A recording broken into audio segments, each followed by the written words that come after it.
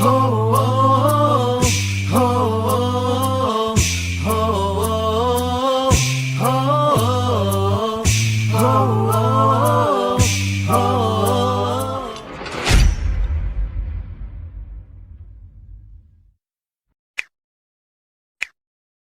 43 kabupaten kota dari wilayah aglomerasi.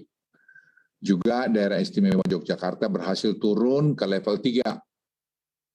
Sementara Bali kami perkirakan butuh waktu 1 minggu lagi untuk turun ke level 3 dari level 4 akibat perawatan pasien di rumah sakit yang masih tinggi.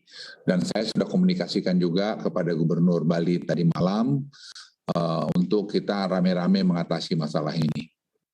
Secara keseluruhan, indikator transmisi penyakit yang terdiri dari penambahan kasus konfirmasi, jumlah perawatan pasien yang ada di rumah sakit, dan jumlah kematian terus mengalami perbaikan.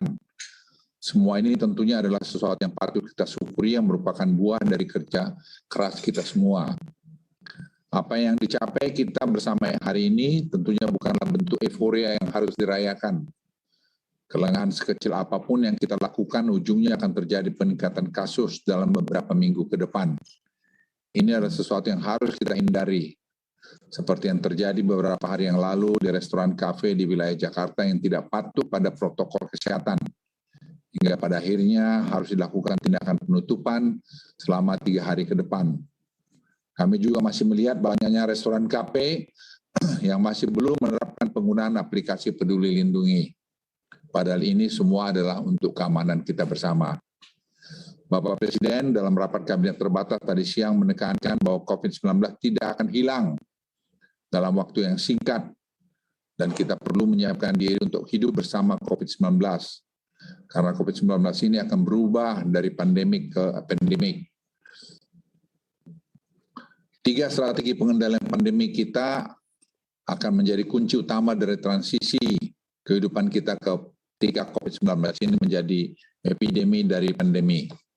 3 strategi tersebut adalah peningkatan coverage vaksinasi yang cepat dan seluruh masyarakat Indonesia, serta testing, tracing, treatment yang baik, dan kepatuhan prokes 3M yang tinggi.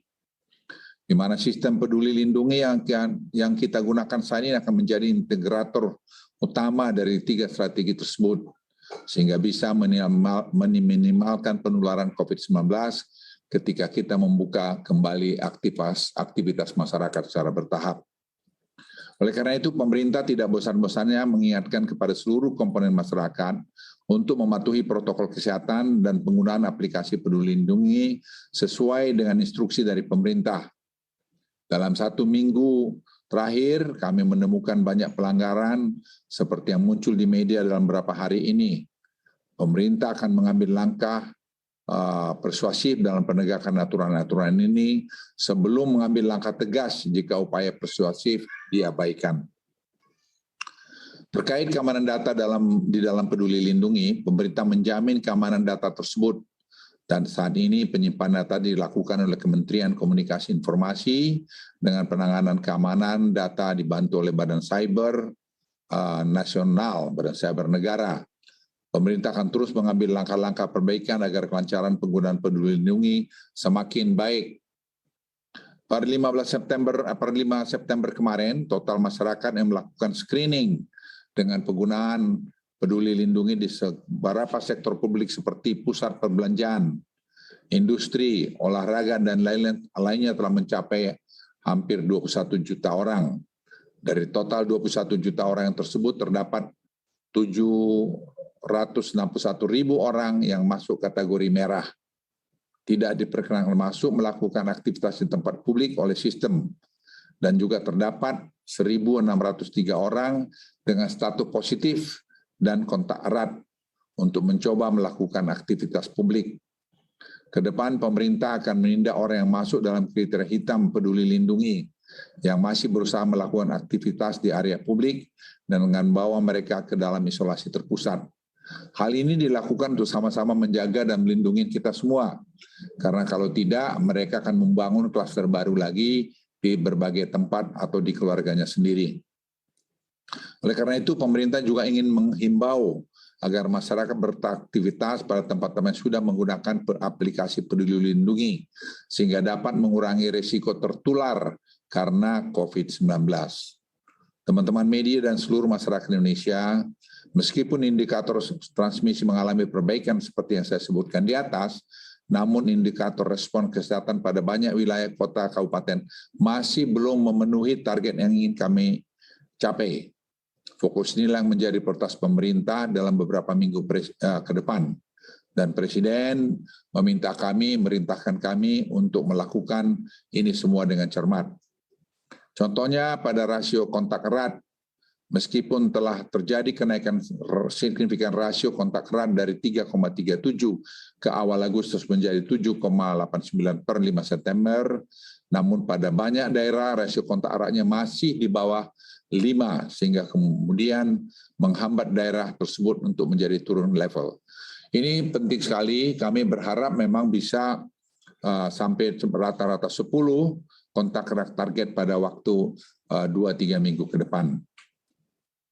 Seiring dengan kondisi situasi COVID-19 yang makin baik, serta implementasi protokol kesehatan dan penggunaan Peduli Lindungi yang terus berjalan, ada beberapa penyesuaian aktivitas masyarakat yang bisa dilakukan dalam periode 7-13 September ini. Yang pertama, penyesuaian waktu makan atau dine-in dalam mal menjadi 60 menit dengan kapasitas 50%. Akan dilakukan uji coba pembukaan 20 tempat wisata di kota dengan level 3, dengan penerapan protokol kesehatan yang ketat dan implementasi platform Peduli Lindungi.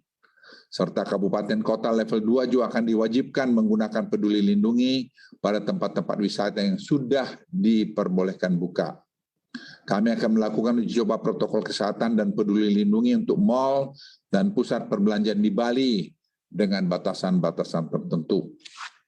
Pandemi telah mengajar kepada kita semuanya untuk mencari titik keseimbangan antara gas dan rem, seperti yang selalu disampaikan oleh Presiden. Keseimbangan antara kepentingan kesehatan dan perekonomian harus disikapi secara teliti dan hati-hati. Dalam mengambil keputusan, pemerintah harus terus merujuk kepada data, serta kepada ilmu pengetahuan dan teknologi terbaru. Eksekusinya juga dilakukan secara bertahap, bertingkat, dan berlanjut. Dan tidak ada yang kita kerjakan tidak terpadu. Ini saya mohon para pemirsa, rakyat Indonesia juga paham bahwa Presiden ingin jangan naik lagi COVID ini. Di akhir kata, saya juga tentu tidak bosan mengajak agar kita semua menjadikan doa sekaligus berupaya untuk tidak lengah dalam penerapan protokol kesehatan. Dan selanjutnya, semoga Tuhan Yang Maha Kuasa selalu memberikan kesehatan, kekuatan, dan meridai, serta memberikan kemudahan kita semua, agar kita semua dapat keluar dari pandemi COVID-19 ini. Dan kita jangan pernah jumawa bahwa kita seolah-olah sudah selesai mengatasi ini. Perjalanan masih panjang. Kita harus bisa melalui Pak Menko Marinvest, Pak Luhut, Wamen Kesehatan, Pak Dante, beserta masyarakat Indonesia yang saya banggakan dan cintai, serta teman-teman media cetak maupun elektronik. Saya akan melanjutkan apa yang disampaikan oleh Pak Menko Marinvest, bahwa evaluasi PPKM di luar Jawa ini dilakukan setiap 2 pekan, perpanjangannya setiap 2 pekan, dan tentu evaluasinya juga dilakukan setiap minggu. Nah, periode PPKM luar Jawa Bali terakhir adalah 24 Agustus sampai dengan 6 September, dan evaluasi dari kebijakan PPKM yang berlaku adalah sebagai berikut. Tadi arahan Bapak Presiden di dalam beratas, sekali lagi menggarisbawahi apa yang disampaikan oleh Bapak Presiden, bahwa pandemi belum berakhir, dan virus ini tidak mungkin hilang secara total, dan kita hanya bisa mengendalikan. Dan masyarakat diminta tetap waspada meski angka kasus turun, namun ini belum merata dan masih bersifat dinamis. Kemudian Bapak Presiden meminta akselerasi vaksinasi menjadi fokus utama dan juga diberikan prioritas kepada 5 kabupaten kota di tempat akan diselenggarakannya PON, di mana untuk itu Dinkes, TNI, Polri perlu dikerahkan. Di luar daerah yang menyelenggarakan PON, Bapak Presiden memberi perhatian kepada Aceh, Sumatera Barat, Lampung, Kalsel, Kalbar, Sulteng, NTB, Maluku Utara, dan tentunya Papua, yang angkanya masih lebih rendah daripada angka vaksinasi rata-rata nasional.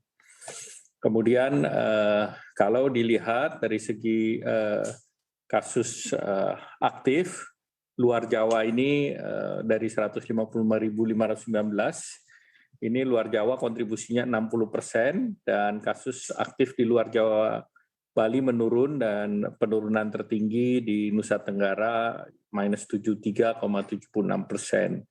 Dari segi kesembuhan di luar Jawa Bali 90%, sedikit di bawah nasional yang 92,94%. Kemudian kasus kematian di luar Jawa Bali 2,99%, di bawah standar nasional yang sedikit lebih baik, yaitu 3,29. Nah, kalau kita lihat dari Sumatera, kontribusi terhadap kasusnya 14,63%, kesembuhannya 88,87%, fatality rate-nya 3,39%, dan perkembangan kasus aktifnya antara tanggal 9 sampai dengan bulan September ini, tentu ini penurunannya adalah minus 50. Jadi kalau kita bandingkan 9 Agustus sampai 4 September, turunnya adalah 50,69%.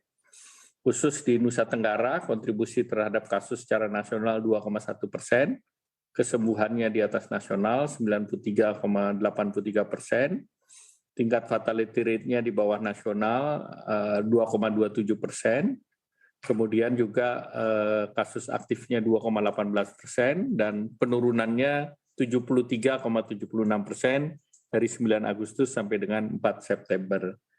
Kalau kita lihat Kalimantan, kontribusinya ada 8,08%, kemudian kesembuhannya 91,79%, fatality rate-nya sedikit di bawah nasional yaitu 3,11%, nasional 3,29%, dan perkembangan kasusnya turun 64,45%.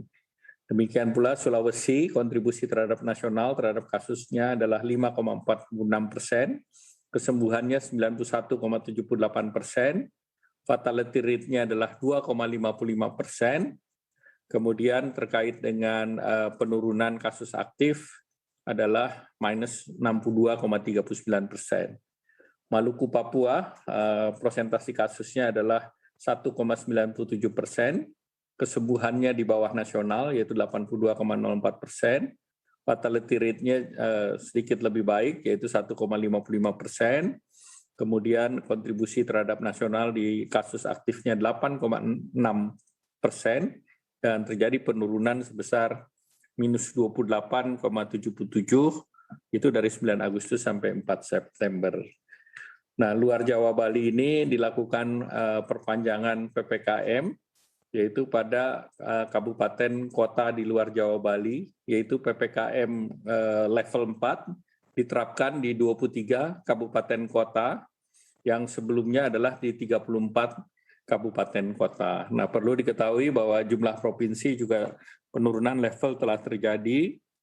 Semula masih ada 7 provinsi, dan saat ini yang level 4 tinggal di 2 provinsi, yaitu di Kalimantan Timur dan Kaltara.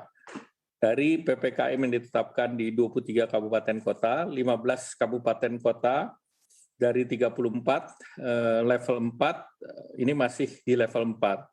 Yang sudah turun adalah 19 kabupaten kota. Namun ada tambahan 8 kabupaten kota yang dapat peningkatan dari level 3 ke level 4, sehingga total yang diterapkan level 4 adalah 23 kabupaten kota. Untuk PPKM level 3 diterapkan di 314 kabupaten kota, di mana ini naik dari sebelumnya di 303 kabupaten kota, dan PPKM level 2 ini diterapkan pada 49 kabupaten kota. Ini sama dengan yang sebelumnya. Nah, pemerintah memutuskan untuk perpanjangan 7-20 ini di Aceh di 3 kota, yaitu di Banda Aceh, Aceh Tamiang, Aceh Besar, Jambi di kota Jambi, Kalimantan Selatan di kota Banjarbaru, kota Banjarmasin, kemudian di kota Baru, Kalimantan Tengah di kota Palangkaraya, Kalimantan Timur di kota Balikpapan, Kutai Kartanegara, dan Mahakam Hulu. Kalimantan Utara di Kota Tarakan, Bangka Belitung di Bangka, Sulawesi Selatan di Makassar, kemudian juga Sulawesi Tengah di Kota Palu dan Poso, Sumatera Barat di Kota Padang, Kota Medan, Kota Sibolga, dan Mandailing Natal, kemudian juga NTT di Kupang, Bolang-Mongondo, dan Manokwari. Nah, terkait dengan kesiapan 5 kabupaten kota untuk penyelenggaraan PON, vaksinasi di Kota Jayapura, Kabupaten Jayapura, Mimika, Merauke, Kabupaten Kerom, ini lebih baik dan sedikit lebih tinggi dari rata-rata nasional. Kasus aktif mengalami kenaikan tetapi diindikasikan 81% perlu statusnya diperbaiki setelah 21 hari. Kalau kita lihat Kota Jayapura vaksinasi dosis pertamanya sudah 51%, Kabupaten Jayapura 48,39%, Mimika 50,60%, Merauke 55,58%, dan Kerom di 33,73%. Nah, khusus untuk di luar Jawa juga dicoba aplikasi Peduli Lindungi untuk kabupaten kota yang telah mencapai 50% vaksinasi dosis pertama, yaitu satu di Kota Banda Aceh, itu sudah 58,47%, Kota Jambi 65%, Kota Kupang 61%, Palangkaraya 58%, dan Batam 83%. Nah, Peduli Lindungi ini digunakan untuk venue check-in di beberapa kegiatan, entah itu di mal, di kegiatan-kegiatan yang membutuhkan ataupun masuk dalam kegiatan yang terkait dengan fasilitas-fasilitas umum. Nah, selanjutnya dapat kami sampaikan bahwa bantuan tunai untuk PKL, warung, ataupun warteg, ini kepada 1 juta PKL dan pemilik warung yang diberikan dana 1,2 juta melalui TNI Polri, ini akan segera dijalankan, dan ini adalah bukan penerima BPUM dan lokasi usaha di PPKM level 3 dan 4. Nah, ini akan segera dijalankan karena seluruh regulasinya telah lengkap.